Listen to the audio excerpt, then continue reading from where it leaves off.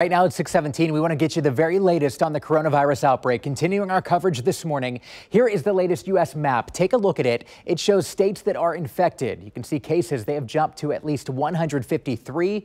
That number has topped 160 just in the past hour. Now, there are also 11 deaths. 10 of those are in Washington state. In Washington, they have now shut down a school district for up to 2 weeks. Think about that, 14 days at home. Such a tough time for parents, of course, and kids. Now, over in Italy, they have closed all of the country's schools and universities, as well as daycares. The outbreak gets worse in Europe. There are now nearly 95,000 global cases and 3,200 deaths across Europe.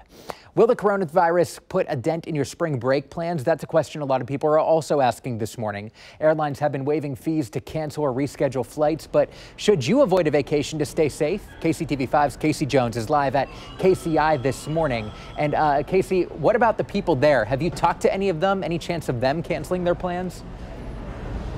Well, based on the fact that people are behind me checking in, looks like the vacations and the flights are still on. This morning, I've seen a dance team headed to Orlando. I also, while I was up here, I saw some sort of sports team from KU. So again, this is not completely stopping travel, but it is increasing awareness. Take a look at your screen.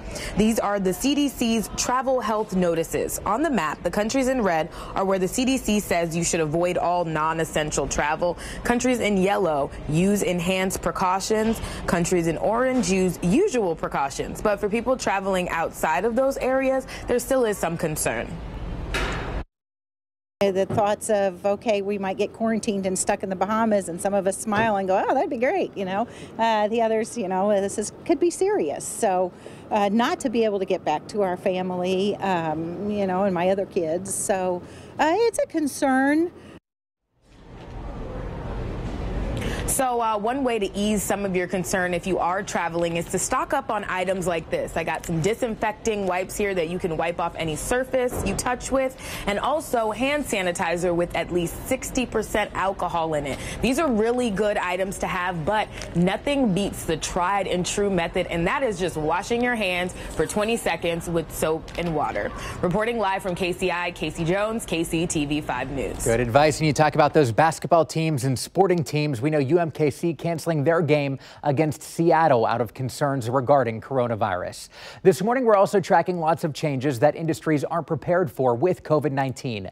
6 of the 11 U.S. deaths have been tied to a nursing home, again in Washington. But long before the coronavirus came around, nursing homes were struggling to obey basic infection prevention protocols that would, in the end, stop the spread of the virus and bacteria. So they battle this problem daily. Since the beginning of 2017, government health inspectors have cited nursing home and prevention centers for control violations more than anything else. In total, 61% of nursing homes were cited for 1 or more infection control failures.